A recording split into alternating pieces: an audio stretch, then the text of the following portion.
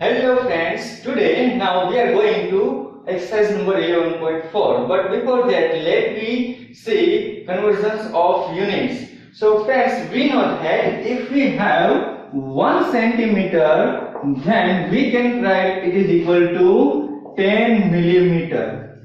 But friends, if we have centimeter square, 1 centimeter square, then how many millimeter square? So friends, whenever square is come, we have to multiply its by itself. That means 10 by 10. So it becomes 100 millimeter square. So 1 centimeter square is equal to 100 millimeter square. Similarly, we know that 1 meter is equal to how many centimeter? 100 centimeter. So if we want to convert 1 meter square into centimeter squares, then 100 into 100, it becomes 10,000 centimeter squares. And similarly, we know that 1 hectare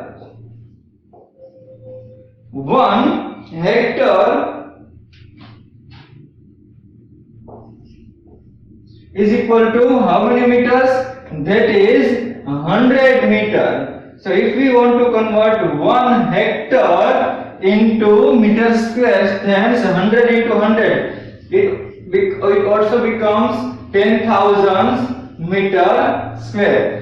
So friends, ये conversion से simple conversation थे, ये हमने metre में conversation square में conversation सारे कर दिए हैं, ठीक है।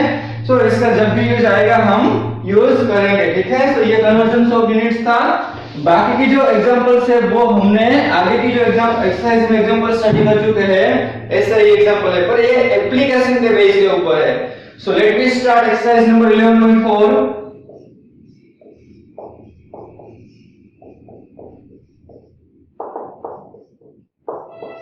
Let me start from example number 1. Let me read data in example number 1.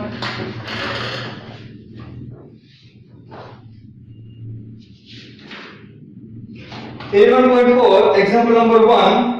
A garden is 90 meter long and 75 meter broad. एक गार्डन दिया गया है जिसमें 90 metre long and 75 metre broad दिया गया है।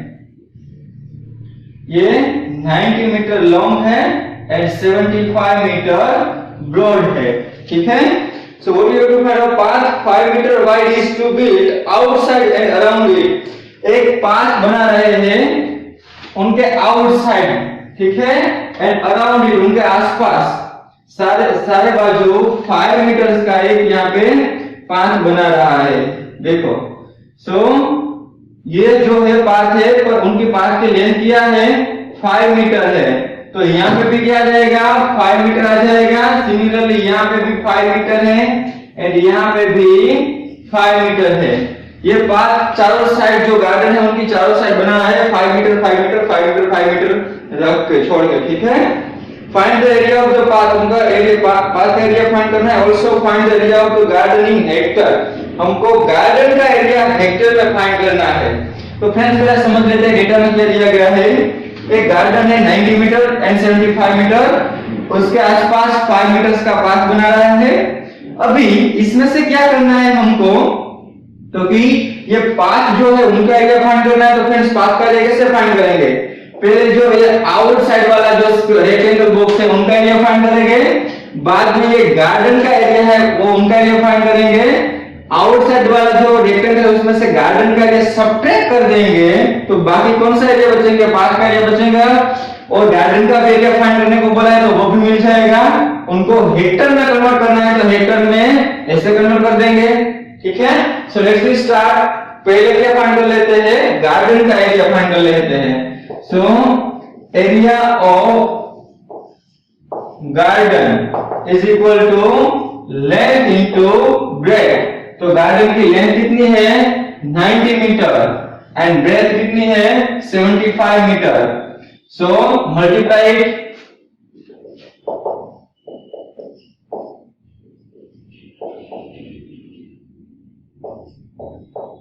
675 मीटर स्क्वायर ये गार्डन का एरिया आ गया। इनको कन्वर्ट करेंगे हेक्टर में। So we know that friends how many meters equal to 1 hectare? So we know that 10,000 metre square is equal to 1 hectare. तो हमारे पास कितने मीटर स्क्वायर आए हैं? Therefore 675 metre square is equal to how many acres? So we can write the cross multiplication 1 into 675 divided by 10,000 metre. So इनको convert करेंगे तो क्या आएगा? 40 के बाद। So 675 ये 3 डिजिट तो हमने पॉइंट कर लिए, 4 जीरो तक जाना है तो आगे कुछ डिजिट नहीं है तो पॉइंट लिख सकते हैं। तो 0.0675 यहाँ पे यूनिट आएगा हेक्टर। ये हमको मिला आंसर हेक्टर में। नाउ फ्रेंड्स जो आउटसाइड वाला रेक्टेंगल है उनके लिए पहले लेंथ एंड ब्रेड्थ फाइंड कर लेते हैं। तो फ्रेंड्स लेंथ क्या होगी? क्योंकि यहाँ तक ये 90 मीटर है और उसमें इस साइड 5 मीटर ऐड हो रहे हैं और इस साइड 5 मीटर ऐड हो रहे हैं, तो लेंथ में 5 मीटर प्लस 5 मीटर ऐड हो गए। सिमिलरली ब्रेड्थ कितनी है? उसमें इस साइड 5 मीटर लेंथ और ऐड हो रहे हैं, इस साइड 5 मीटर ऐड हो रहे हैं, तो ब्रेड्थ में भी 5 मीटर प्लस 5 मीटर ऐड होंगे। So length of outside rectangle is equal to length means 90 meter plus 5 meter plus 5 meter. So what will be the length total? That is 100 meter. And breadth of outside rectangle is equal to 75 meter plus 5 meter plus 5 meter. So that is 85 meter. तो length and breadth हमको मिल गई। अभी क्या करना है? Area find करना है। So area of outside rectangle is equal to length into breadth। तो लेंथ कितनी है? 100 and breadth कितनी है? 85। So it will be 8500, तो 8500 मीटर स्क्वायर। ये आउटसाइड रेक्टेंगल की एरिया आया। अभी मुझे क्या करना होगा? गार्डन का एरिया सेपरेट करूंगा तो पाथ का एरिया मिल जाएगा। ठीक है। सो फ्रेंड्स मैं यहाँ पे साइड में लिख देता हूं area of path. Area of path is equal to total area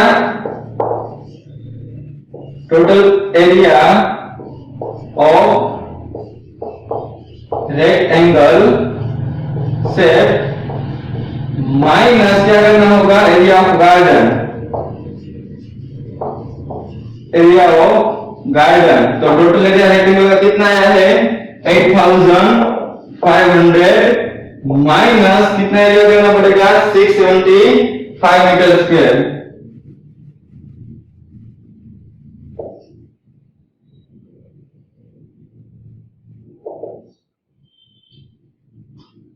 friends हमने यहाँ पे मिस्टेक कर दी है। 675 नहीं कर 90 मल्टीप्लिकेशन है तो क्या आएगा? 6750।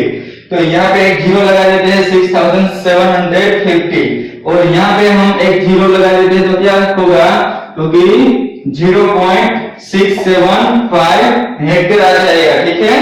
अभी इनका ये तो एलजीटीजी है तो 6750 सब्ट्रैक्ट होगा इसमें से, तो सब्ट्रैक्ट करते हैं। चलो कितना एरिया आता है?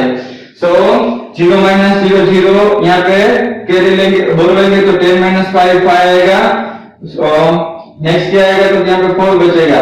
4 में से 7 सब्ट्रैक्ट नहीं होगा तो यहाँ पे 10, तो 10 प्लस 14 माइनस 7 7, यहाँ 7 में से 6 जाएगा तो 1।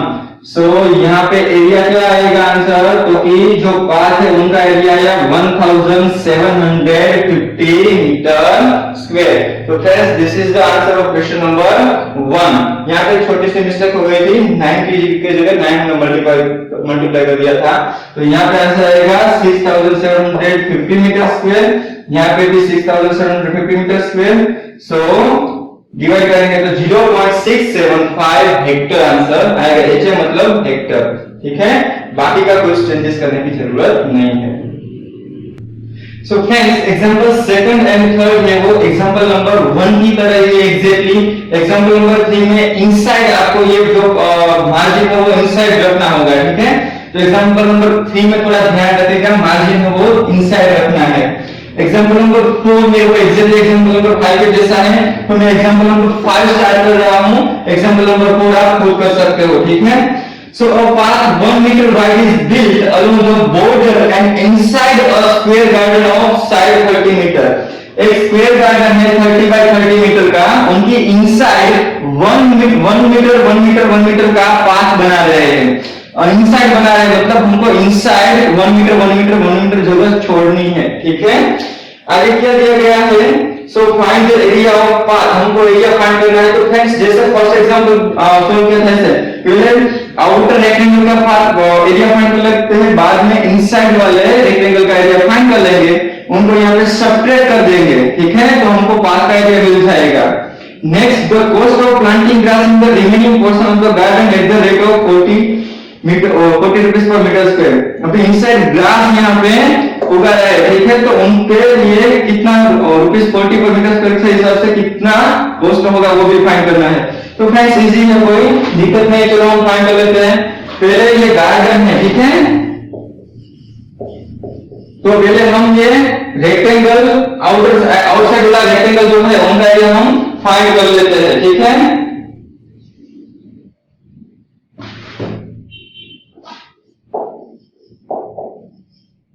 Total area of outside rectangle, so उनका एरिया क्या होगा 30 मीटर बाय 30 मीटर स्क्वायर ही है, ठीक है। So 30 into 30 that is 900 metre square, ये आ गया तो एरिया ऑफ आउटसाइड रेक्टेंगल का एरिया। अभी गार्डन है तो गार्डन के एरिया के लिए पहले लेंथ एंड ब्रेड्थ फाइंड कर लेते हैं।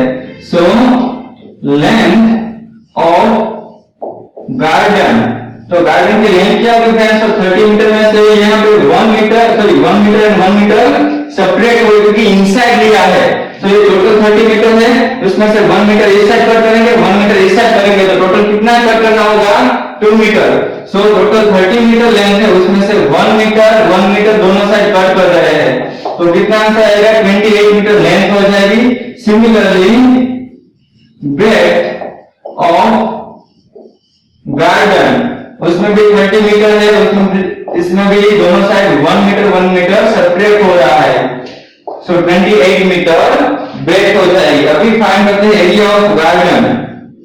So area of garden is equal to क्या करेंगे 28 सेंटीमीटर बाय 28 सेंटीमीटर, क्योंकि गार्डन भी जैसा है स्क्वायर ही है। सो 28 into 28 करना है, तो यहाँ पे मल्टीप्लिकेशन कीजिए 28 into 28,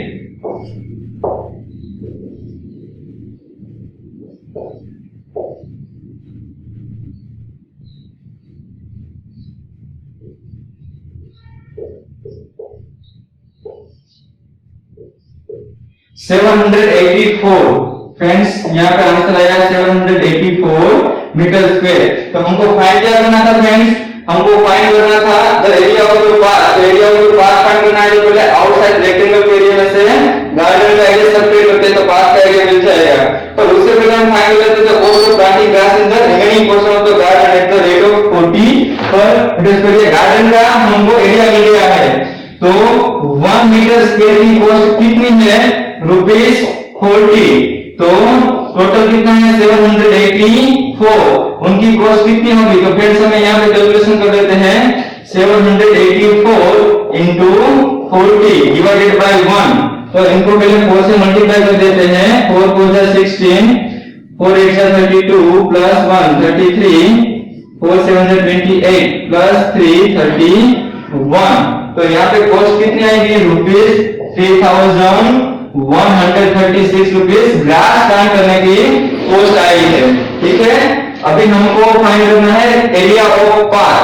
so area of path कैसे फाइंड करेंगे, area of path is equal to total area में से गार्डन का एरिया सेपरेट कर देंगे। So total area minus area of garden area of garden. So total area कितना है? टोटल एरिया 900 मीटर है, उसमें से गार्डन का एरिया कितना है? 784 मीटर है, तो वो सब्ट्रैक्ट कर देते हैं। सो 6 9 minus 8 1 and 8 minus 7 and 1 set 1 and 8 minus 7 that is 116 metre square. ये है पार्क का एरिया। तो गार्डन के अंदर जो 1 मीटर का पार्क जो था उनका एरिया 116 मीटर स्क्वायर आया है। ठीक है। So friends, next example number 6. Let me read the data. Two crossroads, each of width 10 meter, cut at right angle through the center of rectangular park of length 700 meter and breadth 300 meters and parallel to its sides. Friends, इसमें क्या दिया गया है कि एक rectangle park है जिनकी length 700 metre and breadth 300 metre है। उसमें से दो रोड क्रॉस रोड है, एक ऐसा रोड है और एक ऐसा रोड है रेक्टेंगल के टाइप, मींस रेक्टेंगल से कट कर रहे हैं, मींस एग्जैक्टली ये स्ट्रेट रोड है। ठीक है। तो दोनों रोड रेक्टेंगल से कट हो रहे हैं। रोड की जो विड्थ है वो कितनी है? रोड की जो ये विड्थ है वो कितनी है? 10 मीटर है, और ये रोड की भी विड्थ कितनी है? यहाँ पे 10 मीटर विड्थ है। ठीक है। सो 10 मीटर विड्थ का रोड है। ऐसे ये रेक्टेंगल पार्क में से दोनों रोड कट हो रहे हैं। सो 10 मीटर के रोड है। आगे क्या दिया गया है? Find the area of road. तो पहले हम रोड का एरिया फाइंड करते हैं। Also find the area of park excluding the crossroads and give the answers in sectors. तो पहले रोड का एरिया फाइंड करने के पहले समझ लेते हैं क्या करना है। तो फ्रेंड्स, हम रोड का एरिया फाइंड करने के लिए रोड को कौन सा है? P, Q, R and S। ये रोड पूरा रोड है। वो कैसा टाइप है? रेक्टेंगल टाइप है। तो ये रोड की विड्थ क्या होगी? 10 मीटर होगी, क्योंकि रोड कैसा कितना चौड़ा है, विड्थ कितनी है? 10 मीटर है। और लंबा कितना होगा? तो कि 700 मीटर लंबा होगा। सिमिलरली ये जो रोड है उनकी ब्रेथ तो 10 मीटर आएगी, लेकिन लंबा कितना होगा? तो कि इतना लंबा होगा 300 मीटर तक, तो उनकी लेंथ 300 होगी और ये रोड की लेंथ 700 मीटर होगी। प्रॉब्लम ये आएगा कि दोनों रोड का एरिया फाइंड करना है। तो ये पोर्शन है वो दोनों रोड में आता है। ठीक है। तो दोनों रोड में से ये एक रोड में से ये पोर्शन निकाल लेना होगा। तो हम ये OLMN रोड का एरिया इतना सब्ट्रैक्ट कर देंगे, क्योंकि दो बार रिपीट होगा। ये रोड में भी एरिया आ रहा है और ये रोड में भी एरिया आ रहा है, पर हमको तो वन टाइम ही काउंट करना है, क्योंकि ये एरिया वन टाइम ही है। सिमिलरली एरिया है जो स्क्वायर बॉक्स है वो सिमिलरली है दोनों रोड के लिए, तो एक टाइम काउंट करना है। तो पहले फाइंड कर लेते टोटल रोड का एरिया फाइंड करने के लिए क्या करना होगा। So area of roads is equal to area of, पहले क्या आएगा? Area of PQRS, area of road PQRS। उसमें क्या ऐड करना होगा? Area of road ABCD plus area of road ABCD and subtract क्या करना होगा फ्रेंड्स? तो ये जो पोर्शन 2 टाइम्स आ रहा है उसमें से 1 टाइम से सब्ट्रैक्ट करना होगा, तो LMNO। So area of square type हुआ है, ठीक है, स्क्वायर ही बनेगा। तो एरिया ऑफ स्क्वायर LMNO। सो जब हम देखते हैं एरिया ऑफ रोड PQRS का मतलब क्या होगा? तो उनकी PQ एंड RQ बाजू का मल्टीप्लिकेशन लेंथ इनटू ब्रेथ होगा। ठीक है। सो पहले हम मल्टीप्लाई करते हैं। ये ब्रेथ कितनी है? 10 मीटर है। ठीक है। एंड लेंथ कितनी है? 700 metre. So 10 metre into 700 metre plus ये एरिया ऑफ रोड ABCD। तो ABCD के लिए लेंथ तो ब्रेथ 10 मीटर ही है और लेंथ कितनी होगी? 300 metre. So 10 into 300 and minus area of square LMNO। Friends, अगर आप देख सकते हैं कि ये उनकी स्क्वायर की लेंथ भी 10 मीटर है और ब्रेथ भी कितनी है? 10 मीटर है। देखो यहाँ पे 10 मीटर है तो ये स्क्वायर की ब्रेथ हुई, और यहाँ पे ये लेंथ है तो ये स्क्वायर की लेंथ भी 10 मीटर ही हुई, तो ये स्क्वायर बन गया है। तो उनका एरिया फाइंड करने के लिए length into length means 10 into 10। सो हमको मिल जाएगा अभी एरिया। सो यहाँ पे कितना आंसर आएगा? 7000 प्लस 3000 माइनस 100। सो 7000 प्लस 3000 10,000 माइनस 100, तो आंसर कितना आएगा? 10,000 में से 100 सब्ट्रैक्ट करेंगे तो कितना आएगा? 9,900 and answer is metre square. तो ये हमको मिल गया एरिया ऑफ रोड्स। नाउ अभी हमको क्या करना है? तो find the area of the park excluding the first road. ठीक है, तो ये वो क्या फाइंड करते हैं? Area of park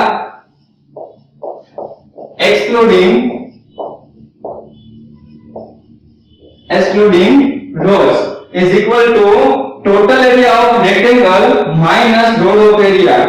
So total area of park भी लिख सकते हैं, total area of park और rectangle लिखते हैं। चलो total area of rectangle park minus area of roads. तो फ्रेंड्स यहाँ पे देख सकते हैं कि टोटल एरिया कितना होगा? तो लेंथ एंड ब्रेथ मल्टीप्लिकेशन करना है। सो लेंथ 700 है, ब्रेथ है 300 है, minus area of roads. Area of roads कितना आया? 9,900 मीटर आया। तो 7 is 21 एंड पीछे 4 zeros माइनस 9,900। तो चलो सब्ट्रैक्ट करते हैं। 2,10,000 माइनस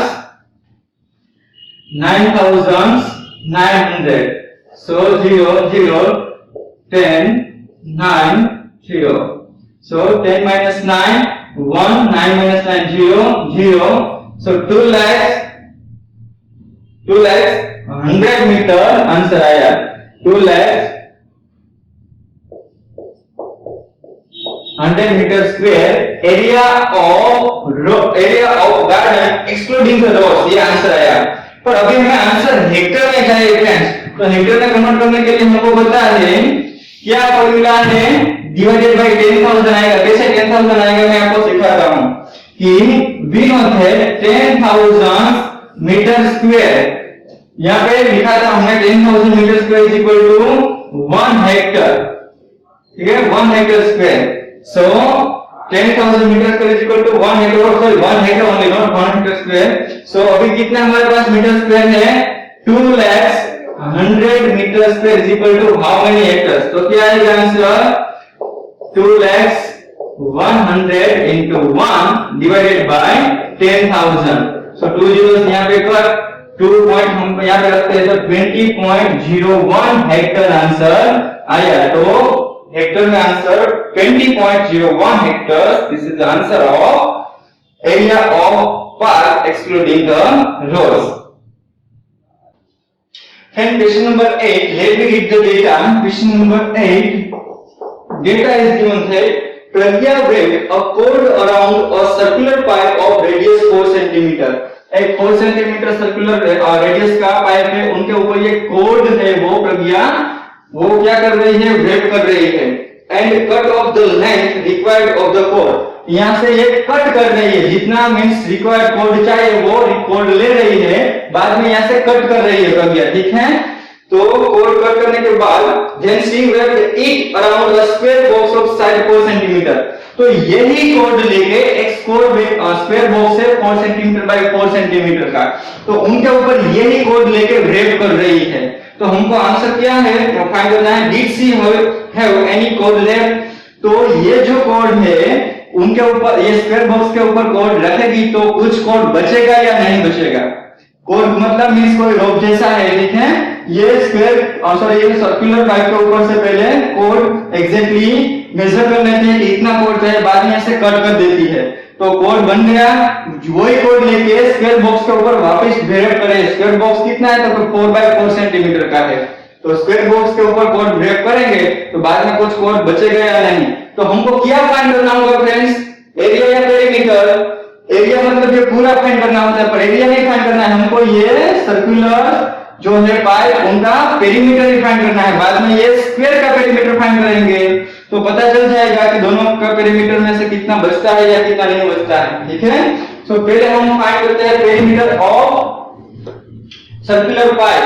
ठीक है, So perimeter of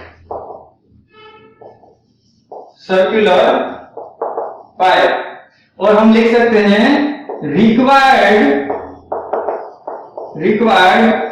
code for circular pipe और required code for perimeter of circular pipe। required code मतलब कि ये हम लिख सकते हैं required code मतलब perimeter of circular pipe। what is formula perimeter of circular pipe? that is 2 pi r and 2 into हमको पाई की वैल्यू इसमें 3.14 लेना है। इसमें दिया गया है 3.14 मतलब 314 डिवाइडेड बाय 100 एंड r मतलब क्या है 4 सेंटीमीटर है। सो हम फ्रेंड्स मल्टीप्लिकेशन करेंगे तो 4 टू जा 8 एंड 314 into 8 करेंगे। So 8 4 is 32, 2 here, 3 here, 8 1 is 8 plus 3 11, 1 here, 8 3 is 24 plus 1 25. So 25 divided by 100. So 25.12 centimetre square इतना कोड चाहिए फ्रेंड्स ये सर्कुलर पाइप को रैप करने के लिए। Now required code for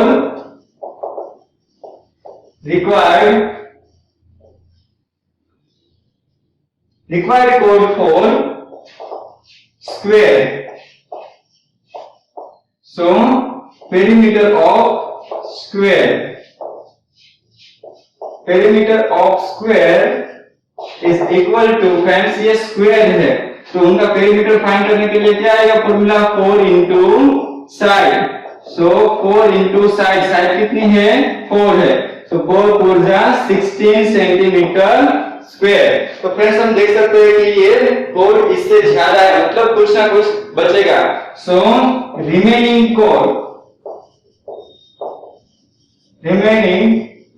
is equal to circular pipe की cord में से स्क्वायर की कोड सब्ट्रैक्ट करेंगे। सो दैट इज 25.12 माइनस 16 तो कितना आएगा 9.12 centimetre square. Sorry not square ये पेरीमीटर फ्रेंड है तो सिर्फ सेंटीमीटर ही आएगा। ठीक है ये गलती से स्क्वायर लिख दिया आप गलती से मत करना एरिया हो तो ही सेंटीमीटर स्क्वायर आएगा।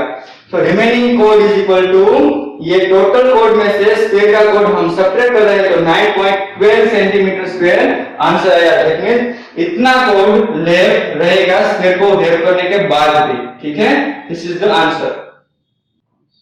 So hello friends example number 9 आप अपने हिसाब से कर सकते हैं। अभी मैं एग्जांपल नंबर 10 के ऊपर जा रहा हूं। Example number 9 is very easy सारे फॉर्मूला के बेस के ऊपर ही है।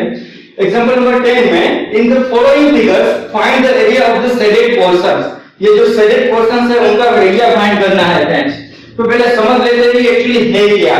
तो आप बाहर देख सकते हैं कि ये पूरा रेक्टेंगल है। यहाँ पे 10 सेंटीमीटर है सेंटीमीटर टोटल 18 सेंटीमीटर यहाँ पे भी 18 सेंटीमीटर है। यहाँ पे 10 सेंटीमीटर और यहाँ 6 + 4 मतलब 10 सेंटीमीटर है। तो सामने की साइड एग्जैक्टली इक्वल है। दैट मींस आउटर जो शेप है वो रेक्टेंगल शेप है और ये हमको फाइंड करना है शेडेड पोर्शन। तो फ्रेंड्स आप देख सकते हैं कि शेडेड पोर्शन है वो कोई पर्टिकुलरली शेप नहीं है रैंडमली शेप है। तो हम दूसरी तरीके से थिंक कर सकते हैं कि ये टोटल एरिया है उसमें से ये एक ट्रायंगल है वो राइट एंगल है क्योंकि ये जो रेक्टेंगल बनेगा तो मतलब ये जो होगा एंगल वो राइट एंगल ही होगा और ये भी एंगल राइट एंगल होगा। तो फ्रेंड्स देख सकते हैं कि यहाँ पे angle triangle A E and F and triangle B C and E दोनों का एरिया सब्ट्रैक्ट कर देंगे ये निकाल देंगे एरिया।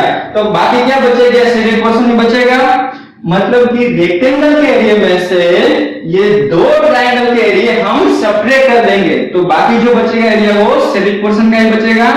तो हम ऐसे एरिया फाइंड कर सकते हैं मतलब area of this shaded portion is equal to total area of rectangle minus total two area of this triangles. ठीक है so let me start area of shaded portion